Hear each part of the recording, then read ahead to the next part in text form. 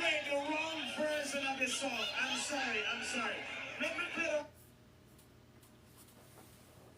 Yes, this is why I switched to injection-free weight loss. I was eating healthy, working out every day, and nothing would. I don't usually. Hey, Cait, I see you. Thank you for joining on in early. We're just waiting for everybody else to get here. I see you. Hey, Mandy, I see you. Let me turn this down. As you all know, we're hopping on in, grabbing our daily heartbeat, liking the live. Once we hit 5K likes, we're gonna go ahead and get started. Once we hit 5K likes, we're gonna go ahead and get started.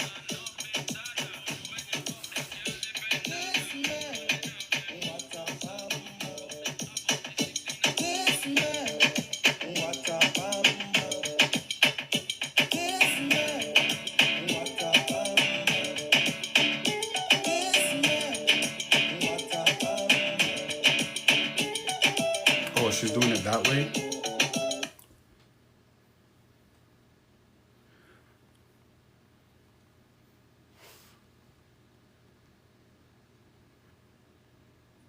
Hold on, let me see.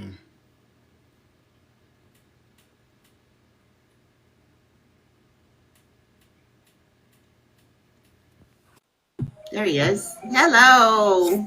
Hey, Dr. Trish, how are you? I'm good. How are you? I'm doing good. Okay, I didn't know you were gonna do it this way, but let me brief before we get started. I'm fine whichever way. We already joined. I don't want to confuse them, so let me just briefly tell them. Everybody, thank you for joining in. Office hours with Dr. Johnson. We're gonna be doing things a little bit differently today. Normally, in my office hour sessions, I have 3 segments where I do trending topics in healthcare, and I also do an interview, and then I wrap it up with professor tips. However, I came in contact with 3 amazing ladies, and I invited them all today. They all have great information to share. They all have great gems to share with you all. So we're going to start off with Dr. Trish. Dr. Trish, thank you so much for taking the time to step into office hours with Dr. Johnson. Miss Paula, I see you. Miss Cait, I see you. You guys are up next. But Dr. Trish, we're going to go ahead and start with you. I came across your page. I love your content. I love what you're doing. I love your teachings. So I said, hey, let me invite you over to Office Hours with Dr. Johnson so you can continue dropping gems over in our community. And like I always say, healthcare is collaborative. And this is a great collaboration that we're doing here. So I just want to jump right into it. Okay, Dr. Trish, how are you doing so far? How are you doing? I'm good. I'm wrapping my brain around going back in like 2 weeks. I have a full plate. I have 6 classes I am teaching this semester, and it's the most that I've taught. So yeah, I'm trying to wrap my brain around how I'm going to do all of that. At the same time, continue to be a TikTok live host and show up for the audience that I'm building here little by little. So yeah, that's where I'm at. Thank you for sharing that. I don't know my course load yet, but I'm sure it's going to be major. And then plus, I'm also doing faculty advising for a student organization. So the course load plus faculty advising, it can be stressful. To jump right into it, can you briefly share with us your educational and professional background? Obviously, this is social media, so we don't share where our companies that we work at or the universities that we actually teach at for safety reasons, et cetera, but just context clues. But could you just briefly share with us your educational and professional background? Sure. So I have my undergrad from college here in New York City. It's a CUNY college, and it's one of the most popular ones. I went and I got my degree, my bachelor's degree. I double majored. Mm-hmm. I have my undergrad in psychology and women's studies with a minor in sociology. Okay. It's been a while, so I'm like refreshing my memory right now. So after that, I took a break for 4 years, mm-hmm. and I just worked. I was just talking to my fiance about what I used to do fresh out of undergrad. Right. I would help people with their health insurance applications, and I would help them get Medicaid and Family Health Plus and Child Health Plus. Right. And that got me to thinking, why the focus on getting your health insurance for medications, what happened to everything else? What happened to prevention? So at the time I was already thinking along the lines of what was going to open up for me without even knowing it, and when you put things into existence through your words, it happens. So that's why it's so important what your verbiage is and what words you're putting out there, because Exactly. eventually things come into fruition. At the same time, my mom had gotten sick with advanced metastasized breast cancer, and it was very quickly diagnosed, and she quickly passed away, unfortunately. And so at the time I was working at Children's Aid still, and I just got on the bandwagon of getting myself really, healthy and losing weight. And I became a personal trainer, and I became a group fitness instructor, and I was a gym rat. And so basically after that, I wanted to do more. And I found myself hustling too much, running from gym to gym. And I started not liking working out, and that was not me. And so I knew that I needed to do something else professionally. So I always thought in the back of my mind the question as to why my mom had gotten sick, because she was someone that focused a lot on nutritious meals. She always cooked with a lot of healthy foods, fruits and vegetables, and I wanted to understand. So I decided to go into health education because I wanted to give back to the community in the form that I was going to help other minority women like my mom know that they needed to take care of themselves, go and get their screenings done. And at the same time, it would help me heal losing her at just 60 years old. And that's where it all started. So I started looking at different types of programs. I ended up falling in love with one program at a very prestigious university here in New York. But at the time, I didn't have the grades nor the money. And within 2 years, God opened those doors. And I was over there basically working for the university, and little by little, part-time, very part-time, went to full-time, and I was able to start taking courses in the Department of Health and Behavior Studies. I started my master's degree in health education. I did very well. I worked for research studies for the university, and I just continued. And I went for my doctorate right away. I had no break whatsoever. And so 6 years later, I had both my master's and my doctorate in health education from a very prestigious school here in New York. And then I just started working out in the community. I went where my heart led me, which was to go out into the community and do a whole bunch of good health education as a health education specialist in many different types of employments. I work in a hospital that is pretty expanded here in New York. I worked for them for 4 years. I got certification after certification. I received a lot of my experience as a health educator there because I worked with actual patients.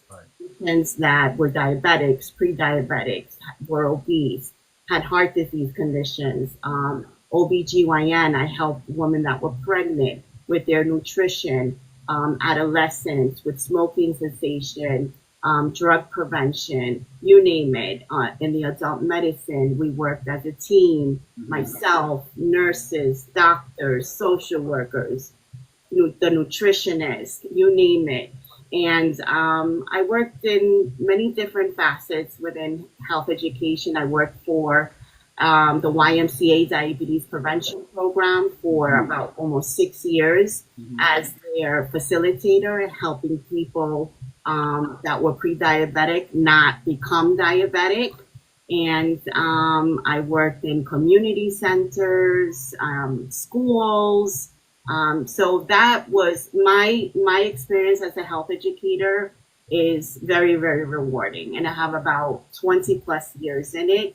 But I had to move forward when it comes to, Right. income, right? And that's a little bit challenging when it comes to this profession as a health educator. You have to have a game plan as far as where you want to be and how many years you're going to, take to get there, and what are your goals on an experiential level, but at the same time, also what are your goals on a financial level. And where it took me is basically to start teaching at the university level. So I worked for a community college for about 3 years.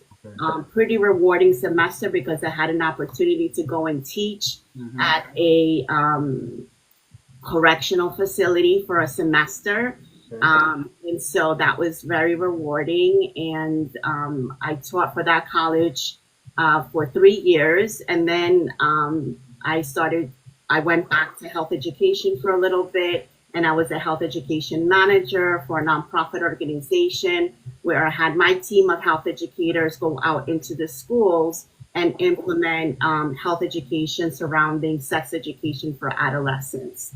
And after that, I recently got a position through another university here in New York, where I teach predominantly public health courses, community health education courses. I'm teaching community health nutrition this coming semester. I teach a course of where they're pretty much ending their degree, have it be it's a bachelor's or a master's, and they have to do some sort of capstone project, thesis. I teach health policy and management. I teach a few sections of drugs and behavior. And that is pretty much to date. Dr. Trish, thank you so much for giving us that background, that brief bio of yourself and your professional and educational journey overall. That just shows how broad public health can be. And I'm constantly on here stressing to everybody of how broad healthcare administration can be. And the two fields, healthcare administration and public health, they go hand in hand. And they often cross paths, okay? So I want to jump right into some of the questions that I have laid out for you, okay, Dr. Trish? You just laid out all of your professional experience and your overall journey. What advice would you give some current students who's wanting some entry-level experience within the space of public health? I would say definitely get a position where you're working with the community. And also have some, have it be if it's an internship or a non-paid position or a partially paid position. You want to have a lot of time working with the community, because then you can take that experience and that information and be the catalyst for public health change when it comes to policies. So that is the missing piece right now, and it's been like that for a long time. It's getting a little bit better. However, with the changes of our current administration and so forth, we'll see what happens. But I always see some sort of disconnect between the needs within the community when it comes to minority populations specifically, and what policies are being put into place in order to make those needs no longer needs in the communities, for it to be the priority. And that is something that just has been pretty much, the problem, that hasn't been solved for a very long time. Now we made gains, right? We made a lot of, gains when it comes to research, evidence-based studies, right? We made gains with having more minorities out there as public health professionals. We made gains with our insurance, right? With Obamacare, now called New York State Health Insurance. We made a lot of gains when it comes to addressing chronic conditions, especially, for example, the diabetes prevention program with the YMCA. But if we don't have continued funding or more funding when it comes to this in the near future, right? And we're talking about cuts to Medicaid and cuts to this and cuts to that, then we are just going to take a gazillion steps back. And we've made so much gains, we've made so much advancements now for it to be pulled away and ripped away from us. Right. Would be a shame. So, yeah. Thank you for sharing that and sharing your perspective overall. On my page, I post a variety of videos where I'm just sending out some blurbs on different positions within health admin or healthcare overall. Can you just hit us with 3 different position titles within public health? You mentioned one, healthcare educator. Can you share with us 2 more? So, I'm sorry, repeat the question again? 2 position titles within health, within public health. You already gave us healthcare educator. Could you give us 2 more? 2 more. I would say, oh gosh, I mean, they're intertwined, right? 2 more healthcare professional titles besides being a health educator. That's a good question. You got me there, Dr. Johnson. I mean, within the health department, I know there is like the public health managers or the social services manager. Okay. But I was more so looking for on the community base. I know you have lots of experience within community health and community base experience. So we're going to touch into that more, but I was just hoping you could share with us a title within community health outside of healthcare education. So I'm just going to go through right here in front of me where I have my own resume, and I'll share those. I love it. So program manager. Okay. Program manager. You can also be a health educator supervisor. Okay. You can be also a teacher. They're hiring a lot of teachers, right, that have a healthcare professional background because they need health teachers, they need kinesiology teachers, they need gym teachers, right? So you can be a health and wellness teacher with that background. You can also, and I'll have to go back a little bit, youth teen intervene counselor. You could be a strengthening families coordinator, facilitator, family coach. Perfect. You could be a wellness coach. Let's see, project coordinator, enrollment specialist, research assistants. You can have like a triple kind of, title within one job. I was a health educator, an enrollment specialist, and a research assistant in all of the studies that I worked for when I was in school still. You can be, lifestyle counselor,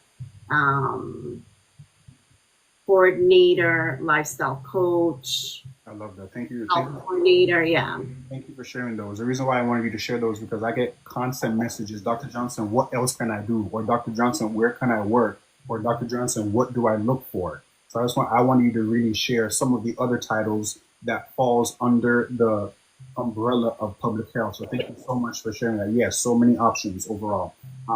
Let's get into some more questions, okay? This question is for you. Is an MPH degree required or is a master's degree required overall? From your professional experience, from your years of experience of working within the field, is it required for one to get a master's degree, either in public health or something quasi-related? I think at least a master's is required. Yeah.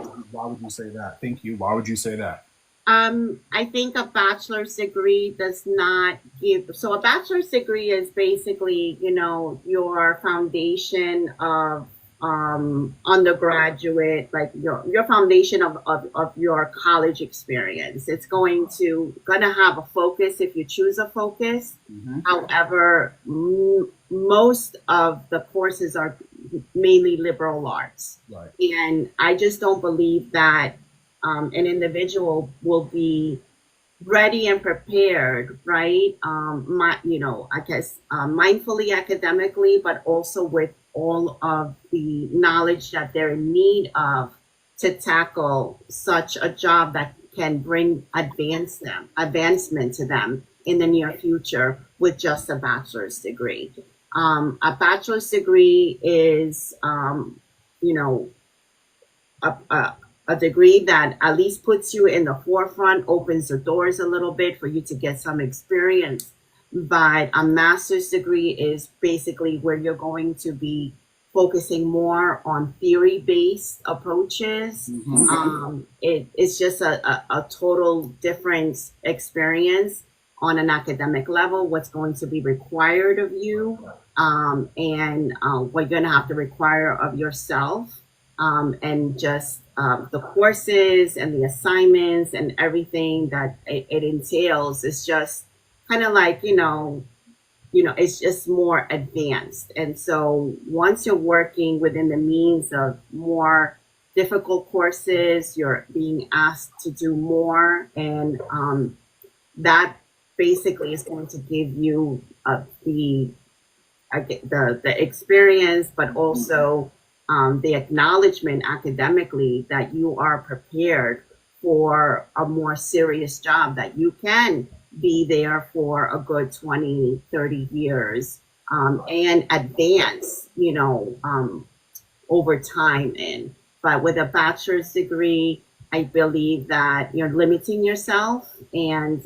you're not going to have as many doors open up for you. But I do say this always when I speak to any students that ask me these questions.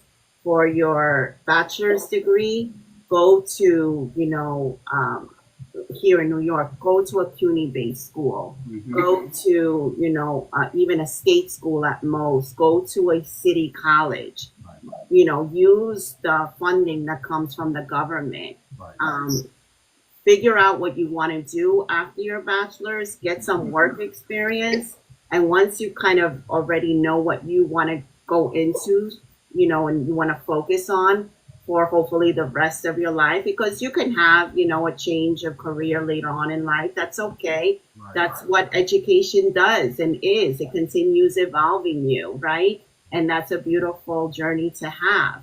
But once you decide on what you want to do, and you have a little bit of work experience, then you can go to a more prestigious graduate program, graduate school, because the bachelor's is kind of your first step up, right?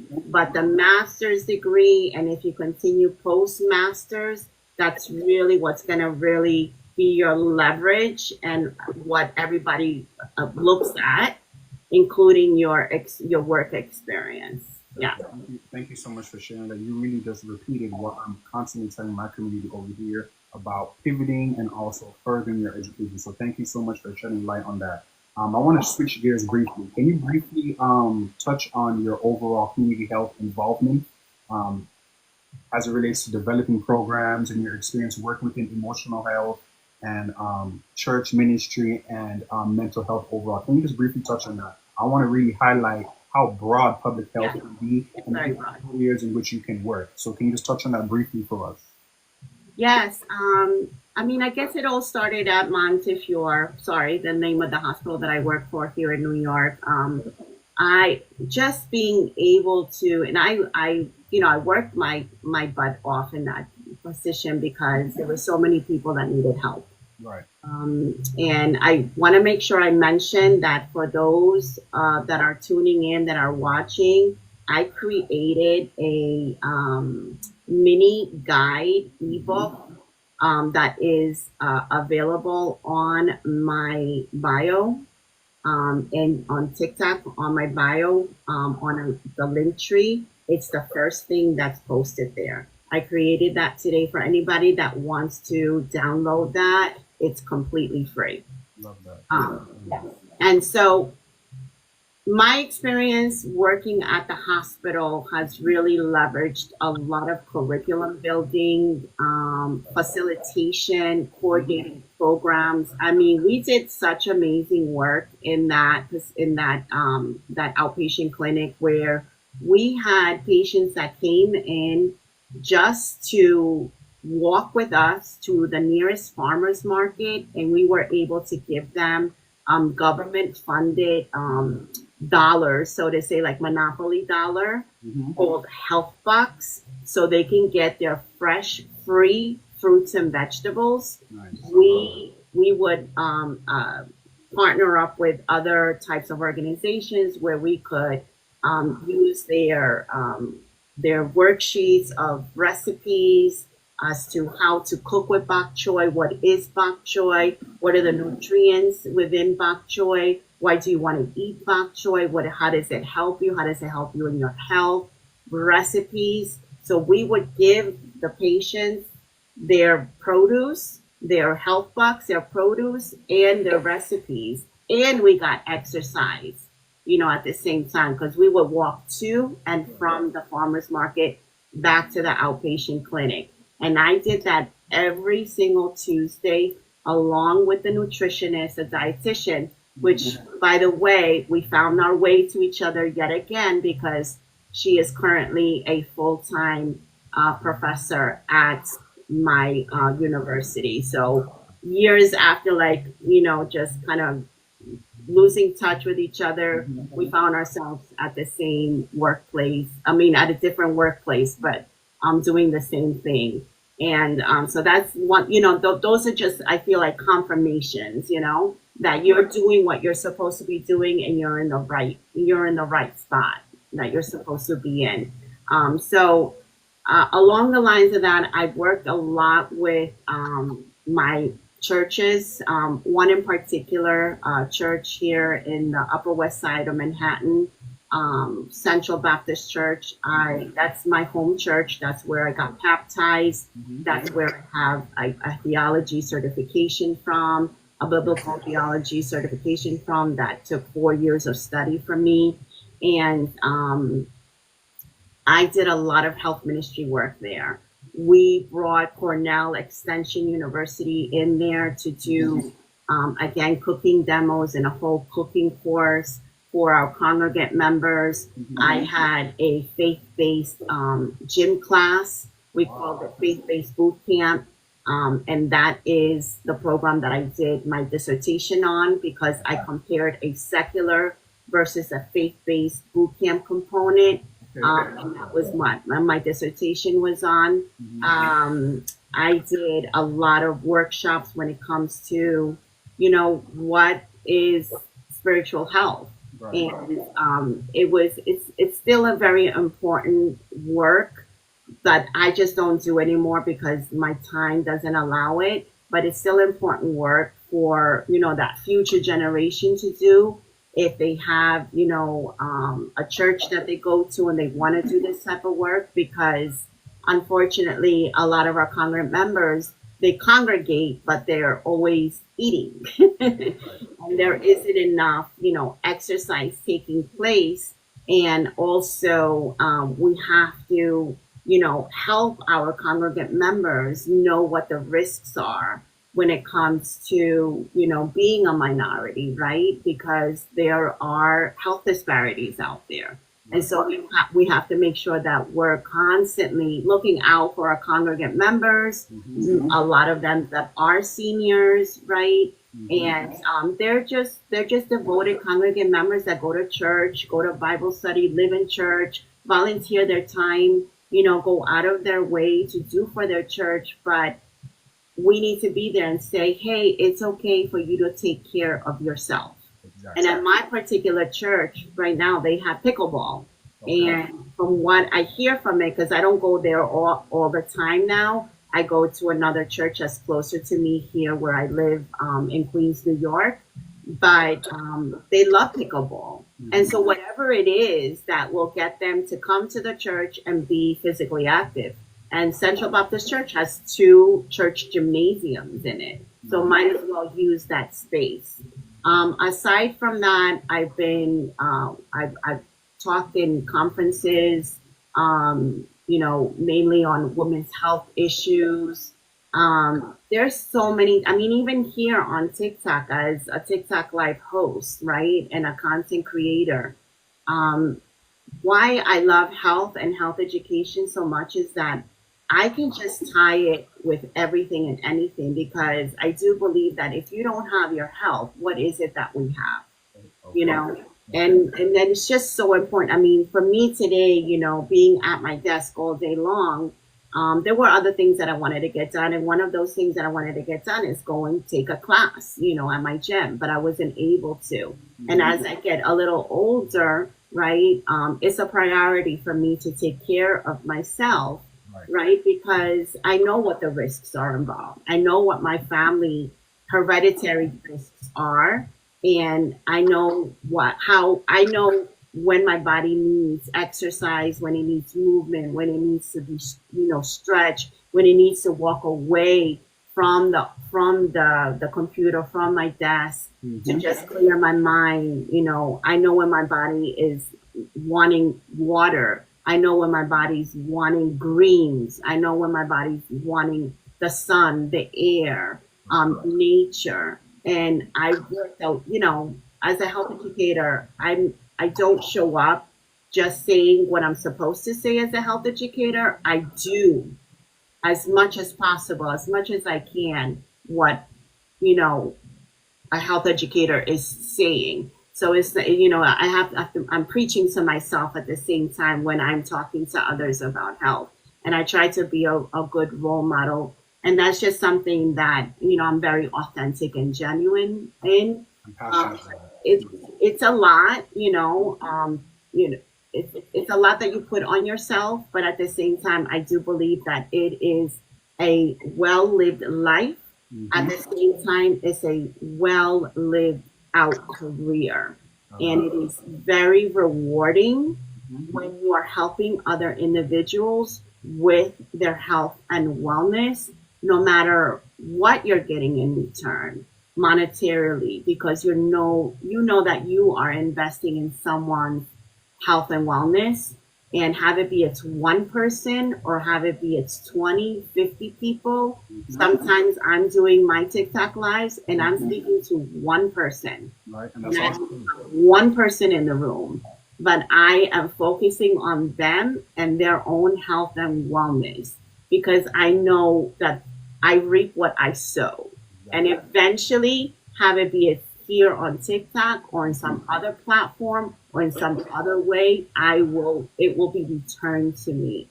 And you want to have that, mindset that at the end of it, right, as a healthcare professional, when you retire and when, you're no longer out there working, in the profession, you wanna make sure that you can say to yourself, that it was a well done job, and that's what a career as a healthcare professional can give to you. It's not only rewarding when it comes to the things that you're going to learn, where you're going to work, all the people that you're going to meet, all the amazing education that you're going to attain.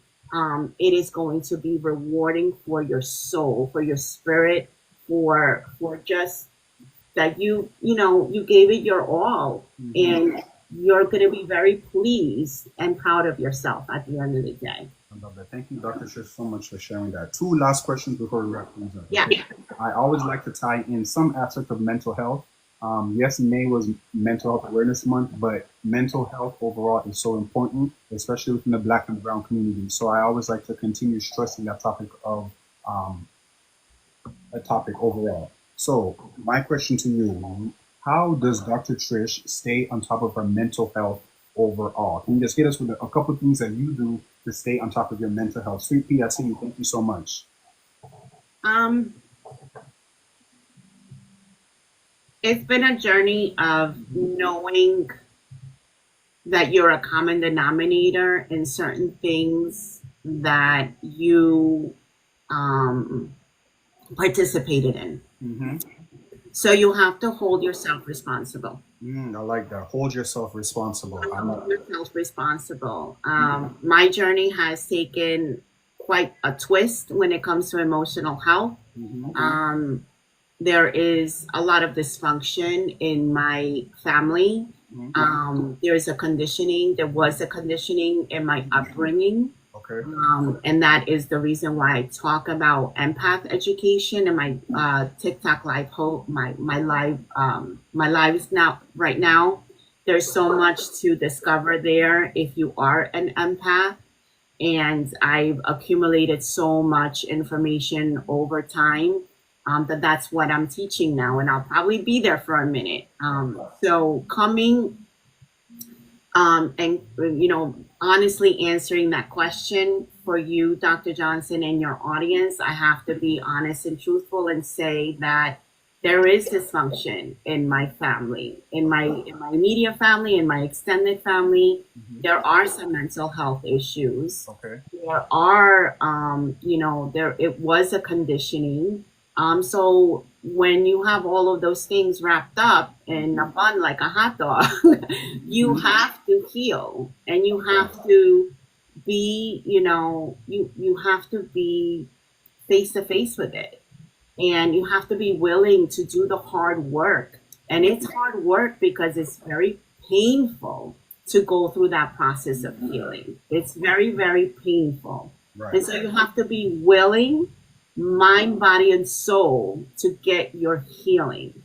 And for me, as a health educator, to say no to healing would be like I should go and do something else because I'm not worthy of being a health educator and speaking health onto others if not I'm not willing to be healthy myself. Wow. Thank you so much Yeah. for bringing that over. That was amazing. And also what I want to say, thank you so much for being transparent and sharing that personal side of you and your family overall. Thank you. I ask this question to all of my guests, okay, as we wrap up each interview. What is Dr. Trish Lopez overall why? As it relates to the work that you do, as it relates to you being a professor, you being in healthcare, you being in public health, what is Dr. Trish's overall why? What is Dr. Trish overall why? Mm-hmm. I think that there's a lot of different parts of me, different components of me, and I try to show that, to my audience here on TikTok as I feel comfortable to do so. I think you can, I'm perseverant, I'm resilient, I'm driven. Mm-hmm. I like to evolve. I like to learn. I'm always going to be learning. I like to try new things. I like to, study and do professional and personal development, right? But I also like to be, myself, and show that part of me, of who I am. Right. I have a Queen's accent. Sometimes I have a hard time articulating my words. Sometimes, individuals say you have to kind of like break things down a little bit more for people because you're too intellectual. And I'm like, okay, at the same time, I feel like, sometimes I can't professionally articulate my words enough, Right. I just try to be very authentic and genuine as to who I am. Anybody can strive to attain their goals if they put their mind to it, if they put their focus on it, if they work hard. It's just like the healing process. If you want it, go for it. Where there is a will, there is a way. At the same time, I like to show off my fun side. I did an engagement room last night, Dr. Johnson. He invited me to one too the other day, and I had to tell them people I'm not really a backs battler, and I'm supposed to go to one later on today. I don't know how to do all of that. I just want to come on here and do this with you and do this with other professionals. All the other stuff, I don't know. Hey. I like to have fun. I like to connect with people. I like, to show that side that I like 80s and 90s music, and I can be a good engager. I like to laugh. I like to just honestly I want to be me. I don't want to have to close off parts of who I am, right? Because then I feel like as if I fully have not lived or shown enough people who Patricia is and how I like to live. You Right. know, and everybody, people are gonna have their particular perceptions and assumptions and judgments, and that's okay. Like I'm 50 years old now, and I've gotten to the point where perimenopause changes you for the better. You just don't care what people think anymore. Okay, thank you for sharing that overall. Dr. Trish, thank you so much for taking the time to step into office hours with Dr. Johnson. I appreciate the work that you're doing. Keep it up. All of the work that you're doing, keep it up. Continue showing up on live and continue showing up on my FYP. I appreciate you, and that's how I found you overall. We're definitely going to keep in touch. Okay, Dr. Trish? Thank you, Dr. Johnson, and thank you for having me. And again, you guys can go up to that bio and get that free little mini ebook that I created today. It's completely free, and it'll give you some more information. One thing I didn't get to mention, the certifications that comes with along with being a health education specialist. A lot of jobs require it, and that's the CHESS and the MCHESS. Yup, the certified healthcare Yes. specialist. Yes, you have to have a certification. For most jobs are looking for that, and it's a study and it's a test. And for the master's level one, it's another study and it's a more difficult test. And so I say all of that because that's very important for anyone that wants to be a health educator and get a job. And there is a page in that mini ebook that I allotted just on that information. Perfect. Thank you so much, Dr. Trish. We will definitely be in touch, okay? And continue to have a great evening, and we'll talk soon. I have some things to discuss with you, okay? Okay, sounds good. Okay, have Take a care, great Dr. evening. Johnson. Thank you for having me. Bye-bye.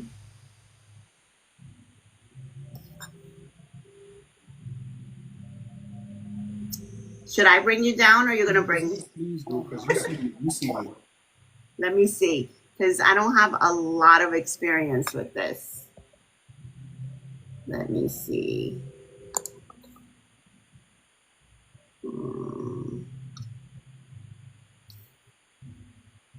Okay. No. I got it. Perfect. Thank you.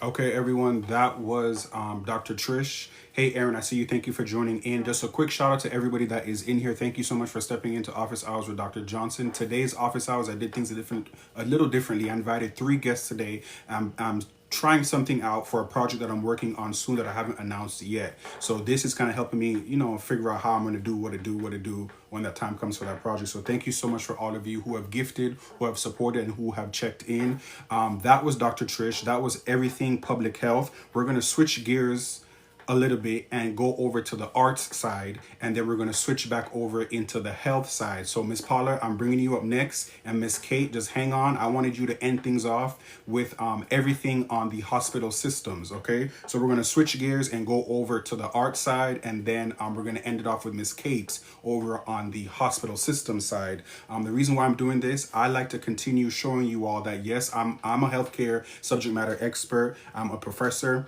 However, the people I bring on, it's always going to be a variety. I'm not just pushing for you just to come into healthcare and be a healthcare professional or be a professor. I'm interviewing a variety of guests. So that's why we're going to bring up next Miss Paula,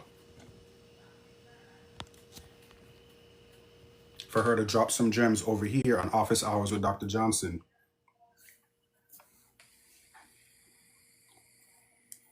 Miss Paula, can you see me? Can you hear me? I can. Hi. Good evening. How are you doing? I am well. I'm excited to be on here. When you asked last week, and I said, oh, we're live at the same time. So I'm glad to be able to do it this week. And let me tell you something. I've come into your live so many times, and I will just come in there. You guys are just quiet, and whenever I'm in those quiet lives, I'm not in a quiet space. So I never can just hop on the lives. So I said, you know what? I need to bring her on here.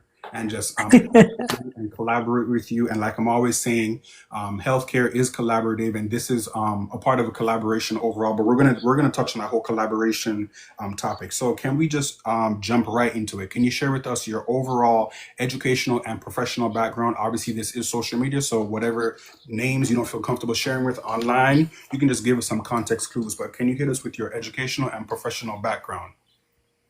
Yeah, so it's interesting because I am one of those people who is a little bit of this and a little bit of that, but I have a degree in communications and the focus was actually on public relations.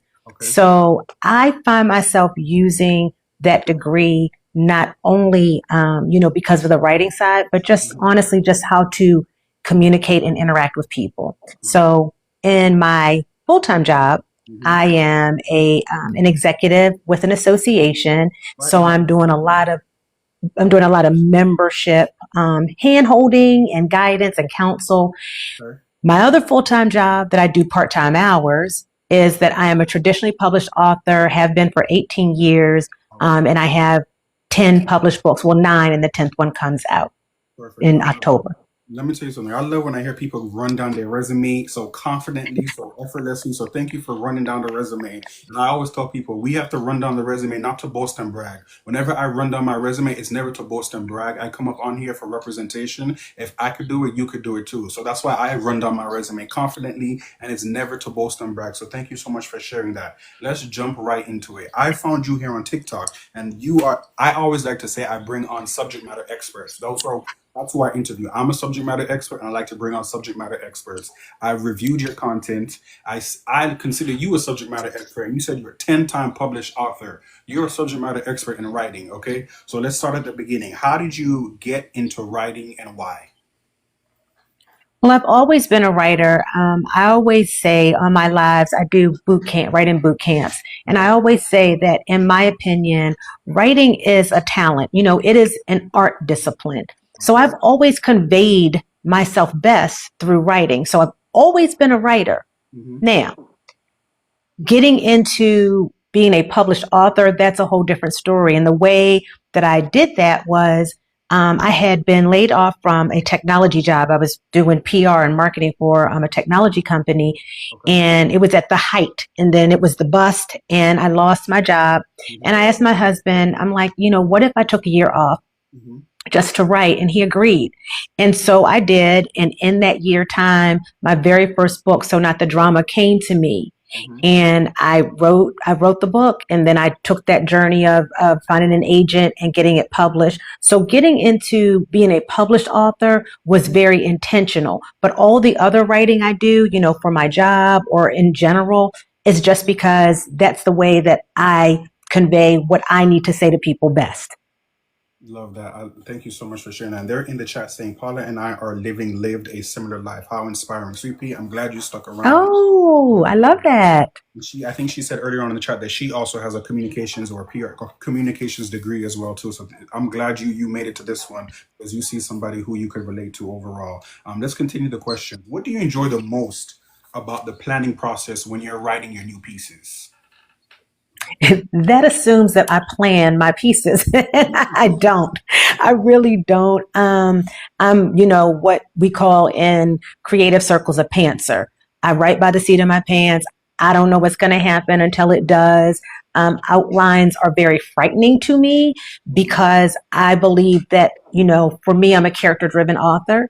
And so my characters are the ones driving the car, and I'm just the passenger on the side, kind of their GPS in me, and I'm conveying their story. So I don't have a planning process. The only thing that, might be considered a process is the fact that when I'm under deadline, like I am now, just making sure that I am doing what I'm supposed to put that effort in so that the project can get finished.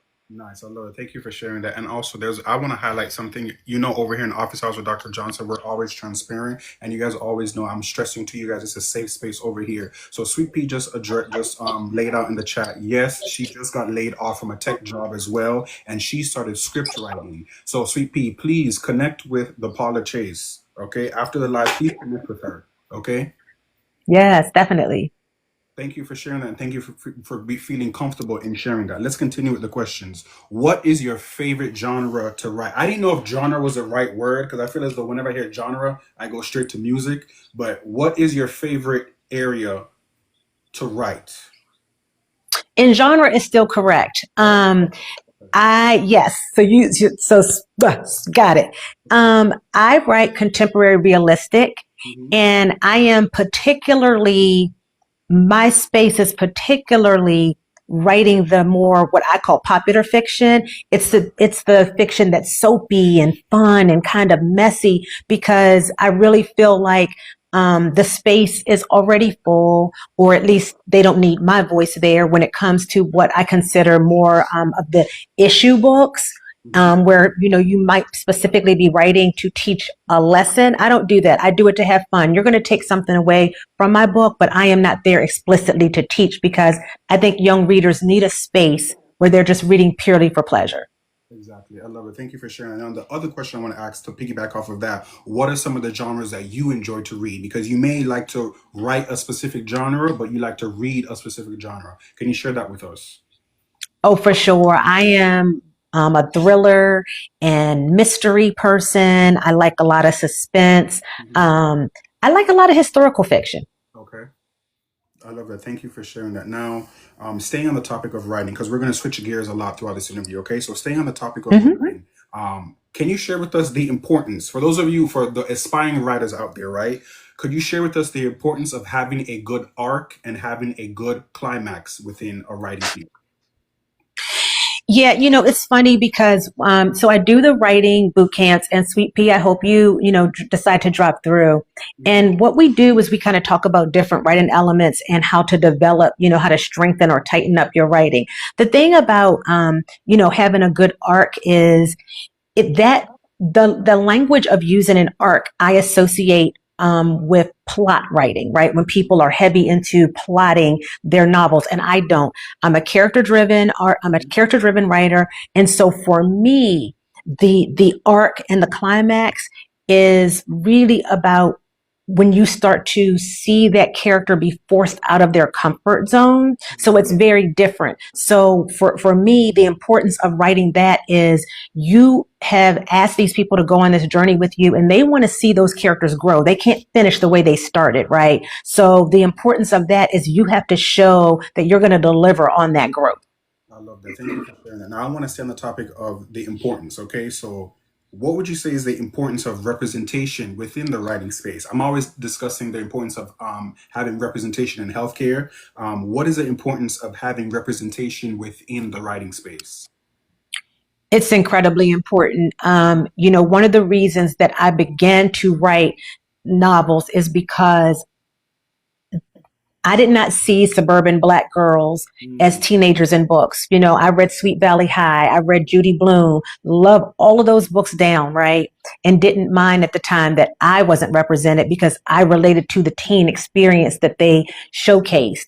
But when I became an adult and still didn't see myself in books, that was a problem.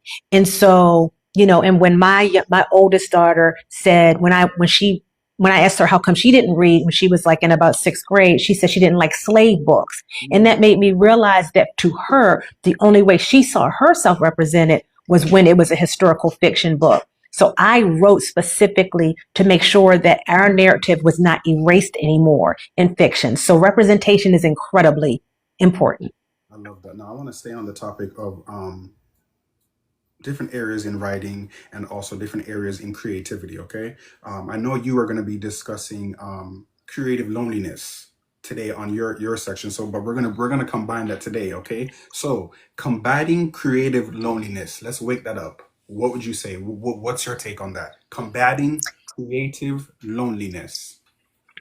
So, I love that, you're always talking about the healthcare, mental health. You're touching on all these different areas Hmm. in terms of, what we need to make ourselves well rounded health wise.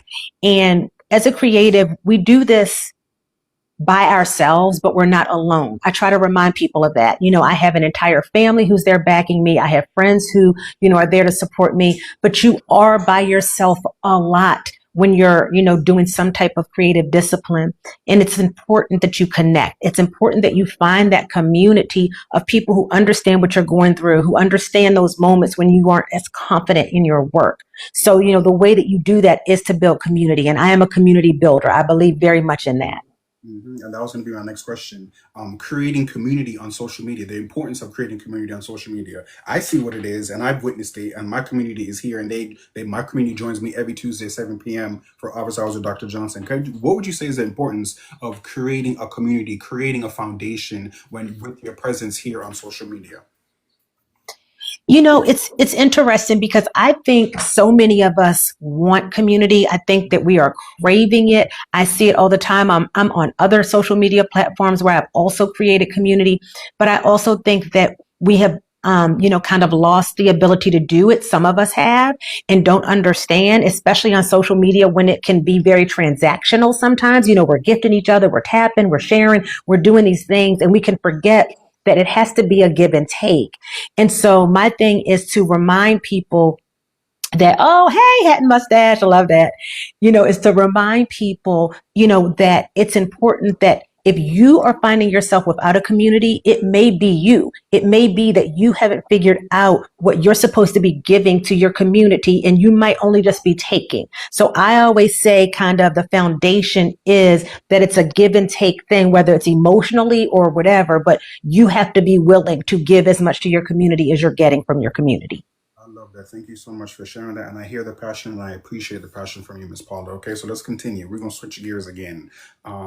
The writing boot camp that you previously mentioned. Okay, what would you say are some of your main takeaways from somebody who participates in your writing boot camp?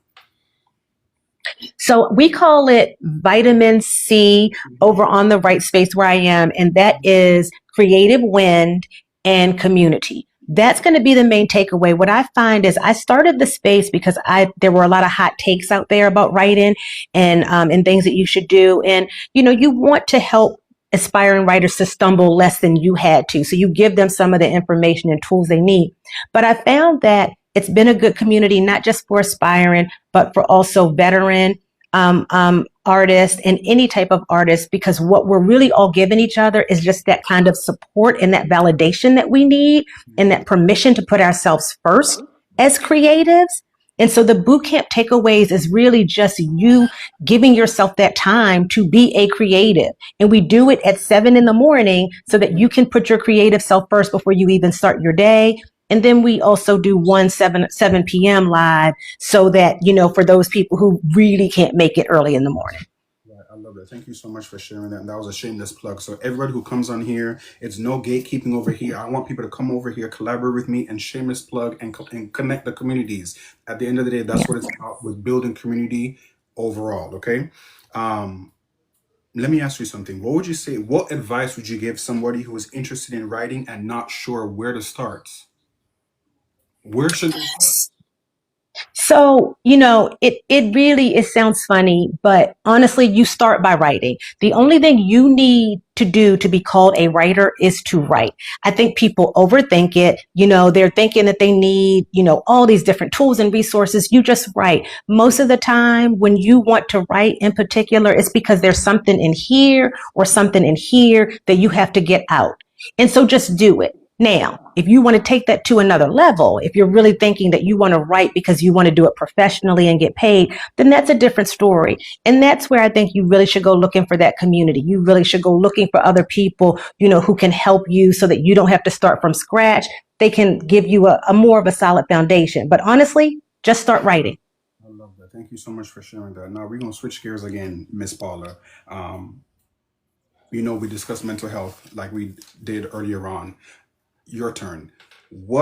How does Miss Paula stay on top of her mental health? What are some things that she does to disconnect or to unwind? And I never, this question may be a broken record, but I'm constantly asking somebody who, it's a different person, it's a different lived experience, so they may have different gems or different resources to share. So all of y'all on here, I'm gonna ask every single interviewee on here, what do you do to stay on top of your mental health? What do you do to make sure you don't, right? Miss Paula, your turn. What does Miss Paula do to stay on top of her mental health overall? It is about connection for me. I am your first guest when she talked about being an empath. I am very much an empath. And so I'm always very in tune to maybe what I might be missing. So it is about connecting. And the way that I stay on top of it is making sure that I'm connected to the different things that I can feel that I need at the time. Like every now and then, my husband, he'll laugh at me. If we haven't seen our grandkids in a while, I'll just randomly be like, we need to go get the grandkids, or let's have the grandkids over. So it's about being tapped into what I need. Or, ooh, I really need to go to the gym. So it's like I just know when I'm missing it. It's like having a craving for potato chips. You need the salt. It's the same thing, and that's how I do. I just stay tapped in to that thing I need, and sometimes that thing I need is that break from this, right? Because supporting TikTok and doing lives is a lot of stimulation, and sometimes I just need no stimulation at all. So it just depends, but I listen to what my body is saying I need. I love that. Thank you for sharing that. Before I ask you my last question, I have there's a question in the chat for you. How do you stay creatively generated and also rested? The rested is the hard part, especially like right now I'm under deadline. And so I have what I call deadline brain. And that means I feel very detached from everything around me because all I want to do is kind of get this book finished. But when I have met a deadline, I make sure I give myself that break. Like I won't write at all. I won't write anything. I just take a break from creating. But staying creatively tapped in is really about giving myself the space to do it. We do Rise and Writes on Saturday as a community. And that is a way for me to stay tapped into my writing and talking to other creatives at that time. But for the most part, I just have to put myself into the space. And usually when I do that, kind of the muse will flow. I love that. Thank you so much for sharing. Now, let's wrap it up with the last question. I'm sure you prepared for it from the first interview. So, Miss Paula, what is Miss Paula's overall why as it relates to the work that you do in public relations, as it relates to the work that you do as a subject matter expert in writing, as it relates to the work that you do as a mother, as a grandmother, as a wife? What is Miss Paula's overall why? I was thinking about how it's very interesting that I've been published for 18 years. And of that 18 years, I've also been, I founded a group where we amplify Black children's lit creatives. And I realized that I am by nature a problem solver and a community builder. And I think that is my why. I'm walking in my purpose with the boot camps because I'm building community and I'm helping aspiring writers or other writers to, kind of work through maybe some of their own creative barriers. So I think that's my why. I think that's just kind of what I'm meant to do. That's what I'm meant to offer. I love that. Thank you so much for sharing that, Miss Paula. I want to tell you thank you so much for taking the time to step into office hours with Dr. Johnson. I appreciate this. I appreciate you, and I appreciate the gems that you dropped so far, and I'm so grateful. Earlier on, Dr. Trish said that sometimes she'll go into her live and she would just be talking to one person. There was one person in here specifically, Sweet Pea, who made that connection with you. So I'm grateful that I was able to interview you so you can make that connection with Sweet Pea because you guys do have similar lived experiences. So once again, thank you so much for your time. Thank you so much for your subject matter expertise. We're definitely going to be in touch soon, okay? Yes, thank you for having me, and thank you for always sliding through. I always see you. I always see you come through. No problem. No problem. We'll talk soon, okay? Yes, bye-bye. All right, now that was Miss Paula, subject matter expert in writing. We're bringing up our third guest. We're taking it back to healthcare now, okay? We're taking it back to healthcare. Let me see where she's at. Hold on, I press, okay. I'm looking for her, hold on.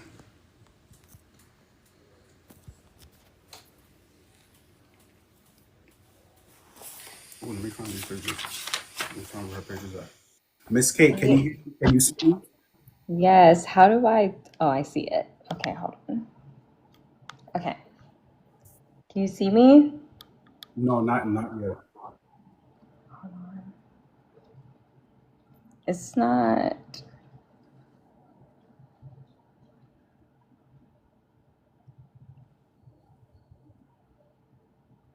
Oh, something's loading. Hold on.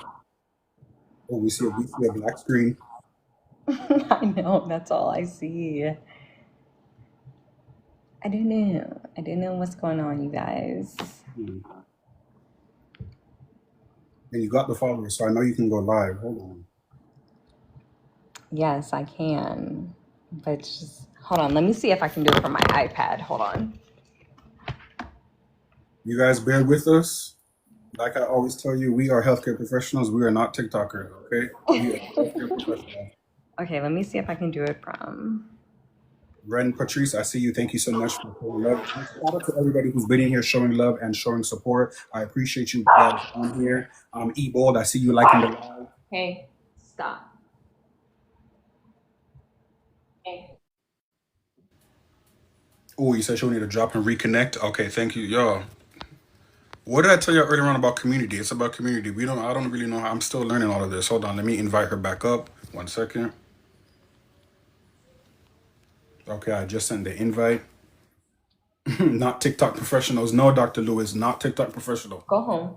Okay, we see you, Miss Cait. Can you see us? Can you hear us? You guys, I can. thumbs up in the chat if the audio is good. Thumbs up in the chat if the audio is good. Please tell me if you can hear me. Yes, we can hear you good.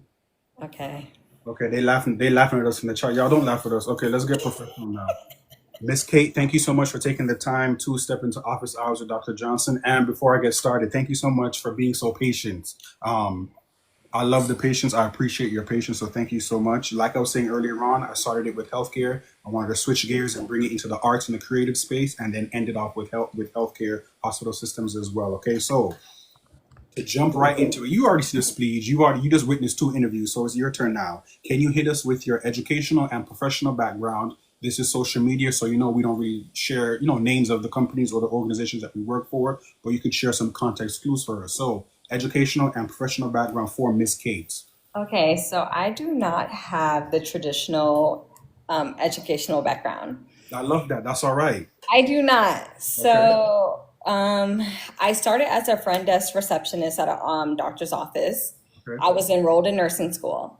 Mhm. They ended up bumping me to a medical assistant job, and they taught me everything medical assistant. I left that company and I went to a different company. I was a medical assistant at a pain management clinic, and COVID happened. So I left that company and I went to United Healthcare. Okay. I started as a clinical administrator at United Healthcare. Mind you guys, I was still in nursing school. So I had just finished my prereqs, enrolled in nursing school. Mhm. I got my nursing school notification when I was at United Healthcare. And this was still during COVID. Okay. So it only made sense for me to go back to the clinical setting. So I ended up being an ED tech. Okay. I was an ED tech at a major hospital, and I ended up realizing during COVID that I no longer wanted to do nursing, guys. I was like, I can't do this. It's overwhelming. There's so much that you're seeing in the ER. It was really, really, really overwhelming. And I was just like, okay, this is not for me. I'm working 13 days in a row, 12-hour shifts. I'm tired. I cannot do this. And I see nurses sacrificing their family life, their work life to do this job for other people, and you're not treated the best. So I ended up enrolling in healthcare administration. Mm-hmm. And I got my degree in healthcare administration. And when I left the ED, I ended up getting my first job here in the position that I am now. Nice, I love it. Thank you for sharing your story. And guess what? I'm always discussing pivoting and changing your major and trying new things. That's what higher education is about. That's what going to college is about, and pivoting and not being afraid to start over. So thank you so much for sharing that. Yes, it may not be a traditional route that you did, but you're still successful. And that's what I'm always telling my community. Don't be afraid to change your major. Don't be afraid to go back to school. You can still be successful. Okay. That's very true. Just to take it back, can we hear about Miss Cait's overall college experience? Briefly, your college experience. So my college experience, I feel like it was very traditional. I went to UTA, so it's UT Arlington in Dallas, Texas, or Arlington, Texas, guys. I'm sorry. And it was not even a sports school. And, usually people go for sports, pep rallies, homecoming. It was really all about education. So engineering was really big. Nursing was really, really big. I think it's one of the top 10 schools in America for nursing. So I was enrolled in one of the top 10 schools. And actually, now that we're pivoting real quick, I was enrolled in an online nursing program, guys. Please don't be as scared of online nursing programs or online programs, period, because they are really big and really popular right now, especially when you're still working. Exactly. So do not disregard online programs at all. I love that. Thank you so much for sharing that and advocating for that. Because I always tell them I was a hybrid student, I was a fully online student, and I was an on-campus student. You still get this, depending on what type of learner you are, you still can get the same experience, but don't shy away from an online program if you have bills to pay and you got to maintain your full-time job. Yes. Let me add to that real quick. So I was at UTA, UT Arlington, and I was on an online program. You do all of your coursework online, and you go in on site for clinicals. Right. So that is not a big deal as long as your job is able to work around it. When I pivoted, it was not a big difference because I ended up doing a master's program online. Everything was everything was online. I was in Jamaica doing my master's program. Yes, everything was online. Yes. Everything's online, guys. So don't make people make you feel bad for doing online. Yes. To answer your question, Keviana, she said for networking purposes, is online a disadvantage? No. It's not. At FIU, they had a organization called Healthcare Executive Student Organization, HESO. They had monthly meetings where they connected us with healthcare professionals. We had mixers, we had networking events, and they even had site visits for large healthcare facilities. So being an online student, you got that notification that HESO was having a meeting or HESO was recruiting, and you would come on campus if you're available and network and collaborate with the organization. Yes, pay attention to emails. They will send you every event that is happening, even if you're online. Exactly. Let's continue. I want to fast forward now to health admin, since you're working in health admin. Okay, I'm constantly stressing how healthcare administration is so broad, so many different areas to pivot into. Earlier on, I asked Dr. Trish, can she drop some job titles within public health? Could you share some job titles? Give us like 2 or 3 job titles outside of yours. Don't share yours because we won't get into yours. Okay, outside of yours, can you share with us 2 other job titles within healthcare administration? Okay, EMR support system. I was reached out on LinkedIn from HCA about EMR support system. That is a big thing, guys. EMR will always be around. I swear to you, doctors' offices, hospitals, EMR will always be around. They always need help. And they actually asked me to be a director of the EMR system. So please don't disregard the little titles because you only are familiar with the popular titles. Don't only go for the popular titles. There's also a healthcare business consultant position. I was also offered a position at EY for healthcare business consultant. Guys, we're going to go into it because I know he's going to ask the question. So I'm going to let you guys know more details about that. But I actually turned it down because I enjoy what I do now. And it does not, don't always let compensation rule your life. That's my biggest advice to everyone, because you can have $200,000 coming in a year and you're not happy with your job. EMR is, someone said, what is EMR? That is the hospital access. That is what they use to like generate like patient charts, patient information, everything that is going into patient information. That is in every hospital, every doctor's office. When you come in as a patient, we're putting it into EMR. We're putting your first name, last name, date of birth, all your information into EMR. So that is the system that everyone uses in regards to patient access. Exactly. Thank you so much for sharing those 2 titles. And you answered why I asked those titles. Not to shy away from those titles that are not that known, titles that you may not know about or heard about. Okay, the money is there, job security is there. It's definitely there, guys. Even in, he's going to ask about it, even in my role now, it is there. Don't never let anyone discourage you. Apply even straight out of college. Apply. You never know, especially like with personalities. I know some people are introverts, some people are extroverts. If you display the real you in your interview and you don't try to fake it, people will hire you. I guarantee, especially if it is something that is required or needed in their facility. Let me tell you something. I love doing these interviews where I bring on other healthcare administration subject matter experts, and I can just sit back and just go, whatever I'm screaming at them, you screaming it back too. So thank you for sharing that. Thank you for screaming that. Okay, Miss Cait. Miss Cait, can we just touch on applying to these jobs, even if we may not be fully qualified? You better apply. Yes, apply. So I always tell people like who ask me for advice, please. Okay, the thing that I did was I got with someone who was a professional with resumes, and they tailored my resume to the jobs that I listed to them that I wanted to apply for. It can be one resume, you guys. You can go to someone who will charge you $50 for a resume, and you can tailor that resume. And I don't care what anyone says, through AI, Chat GPT, and they will do it for each job you're trying to apply for. Do not be lazy and just try to use that resume for every job. It's not going to work for every job. You need to be able to tailor it to the job that you're applying for.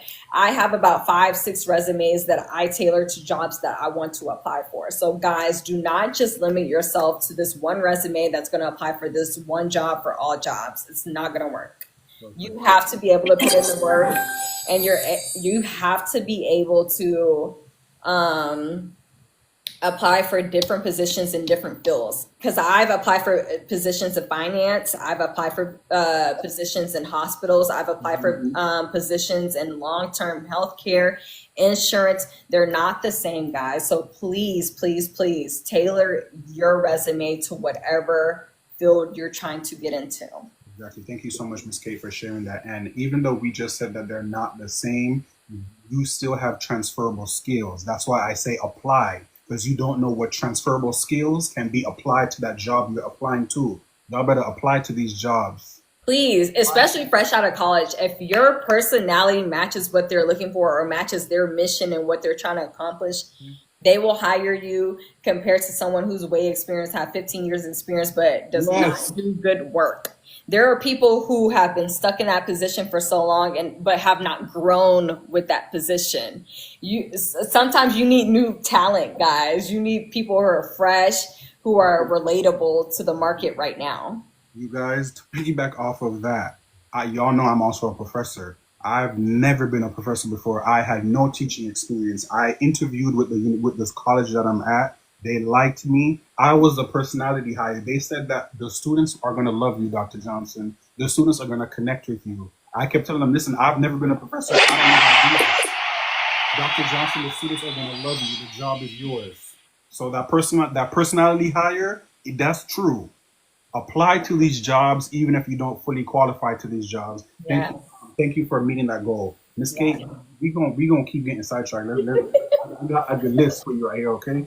No, you missed it. I have over 200 questions that I have to answer for a Q&A because so many people asked me questions yesterday. After this interview, you better get to work, okay? And I'm looking, tag me in it or send it to me when it's done. I'm holding you accountable. Let's continue.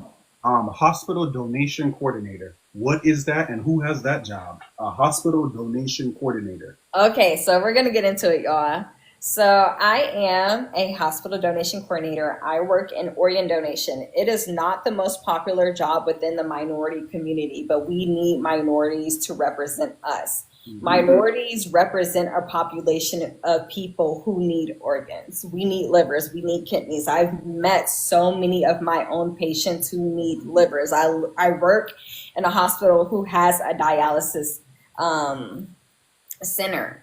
And it's really, really important, guys. And there are so many truths and myths to organ donation, but we're probably going to get into it.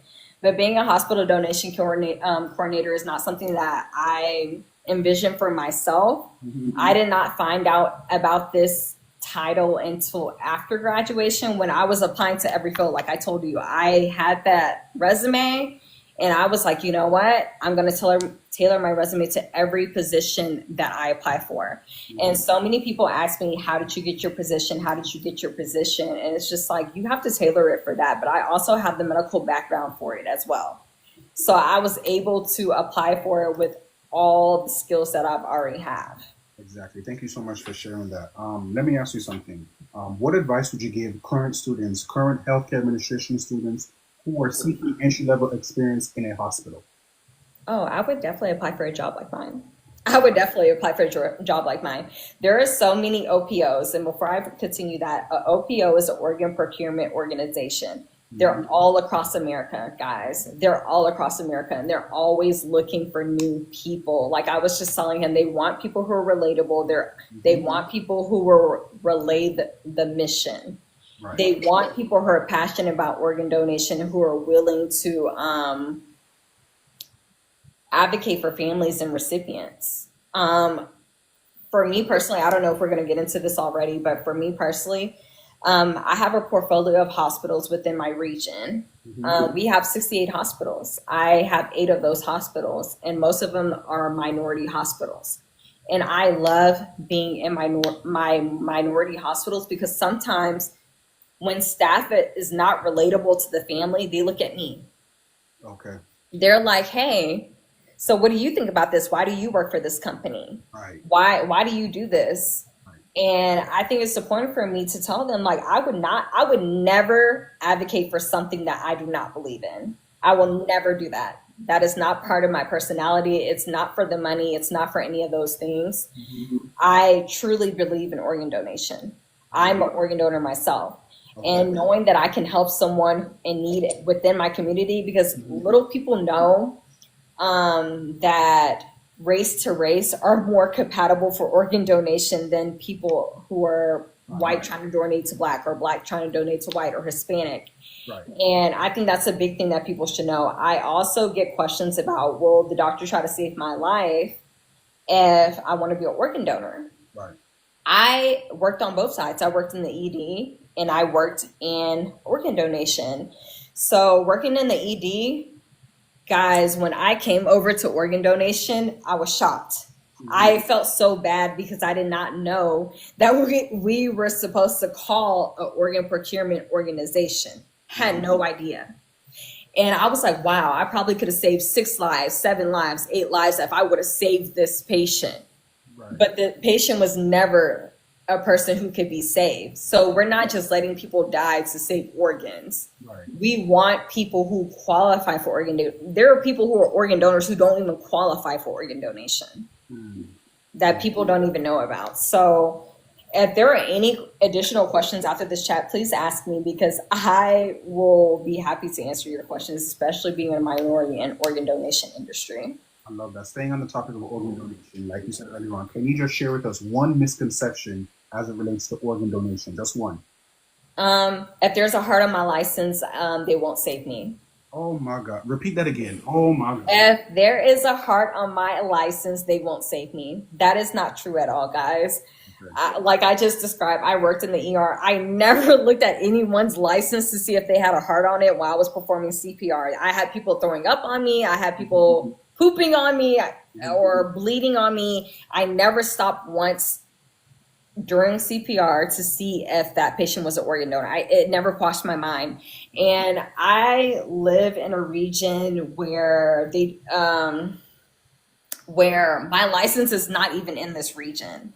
So when they look at my license, it does not have a heart on my license, but I'm an organ donor, guys. We don't only go by license. We go by the donor registry. We go by advance directive, living will, or whatever the legal next of kin decides. Right. Thank you so much for sharing that and clearing that up, okay? Staying on the topic of representation, okay, I want to ask you this question. We do sometimes get a little bit controversial over here in office hours with Dr. Johnson, but we know how to handle these questions professionally, okay, Ms. Cait? So the current political climate, how do you feel as though it's affecting healthcare or hospital systems overall, the current political climate? With the current so we're actually government regulated.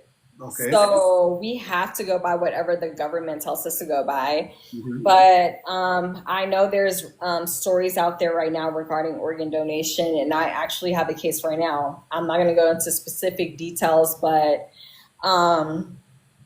it will always be the hospitals against an OPO because you want to save face with the hospital. Right. And the OPO has to bite that bullet sometimes. You have to have people in place who are able to fight that battle. You know, as the worker, what the truth is, but the world would never know because they already have a negative connotation of organ donation. Right. Being a hospital partner and being a hospital donation coordinator, I feel like I have really, really, really good relationships with my hospitals to where I'm able to speak about certain situations that I did not like going, that did not go well, or they're able to express to me freely what they did not like about what happened with a certain patient. Mm-hmm. I think it's always important that when we're hiring people, they're, like I said at the very beginning, you're passionate about what you're doing because you have to maintain these relationships with physicians, nurses, and C-suite. Exactly. You have to maintain your position. You have to make sure that it makes sense when you're explaining things to them. You have to be educated on what you're saying when you're explaining things to the healthcare team and to the C-suite. So organ donation is not popular in the United States. There are a lot of people who need it, but that does not mean that they're a donor. And if I can give an example, I had a patient who I followed the whole time. She ended up being a recipient. She received a heart, you guys. And when it was her time to expire, she did not want to donate. So she was willing to receive, but she did not want to give, even though she qualified for organ donation. So guys, please don't limit yourself. Don't limit yourself based on medical history. Don't limit yourself on what you think. Like I always tell physicians and nurses, never rule out a patient because that's something that we assess and we let you guys know if we follow or not. Right. Ms. Cait, before we continue on my questions, there was a question in the chat earlier on where they asked, is there an area that has too many healthcare administrators? I don't think there's an area that has too many healthcare administrators. No, there's definitely not because everyone is looking for someone. And like he said earlier, you do not have to be experienced, like start fresh. They always want to know what the young people are thinking. They always want to know what's relatable in the community now. Exactly. They want to know that they can't go based off what happened 30 years ago. Someone can have a role for 15 years, but things have changed within those 15 years, guys. Exactly. Thank you so much for sharing that. I want to ask you this question because I asked Dr. Trish earlier on. I asked her about an MPH, so I want to ask you now about an MHA, a Masters of Healthcare Administration. Is it required? Why did you get it? Why didn't you just stick with your bachelor's degree? Why did you go and get a Master's in Healthcare Administration? Oh, I always want the higher title. Okay. So right now I'm pursuing a doctorate degree, guys. All right. What I will say is if you secure a position in a company, all the benefits, use it all. For my company, they give you $5,000 towards reimbursement for tuition. That covered a whole semester for me. So why not continue something for free? Exactly. I will continue something for free. The reason that I ended up picking a master's degree and not just sticking with my bachelor's is because when I was doing a bachelor's, I was in the middle of nursing school. I had to pivot. And since I pivoted so late, you guys, I ended up getting a bachelor's in general studies. Okay. So that was not going to work with the field that I wanted to work in. So yes, I was still working in the healthcare field, but having that master's in healthcare administration so they know what my focus was important for me. So when they saw that I had a master's in healthcare administration and they saw that I had clinical background experience, they were able to tailor all of that together. They were able to ask me those questions during the interview. They were able to put two and two together and say, hey, this girl was in nursing school. She pivoted, had to get a bachelor's in general studies, but now she has a master's in healthcare administration. That is her focus. So let's see what she can do with this title. So essentially hired. Yes. Right.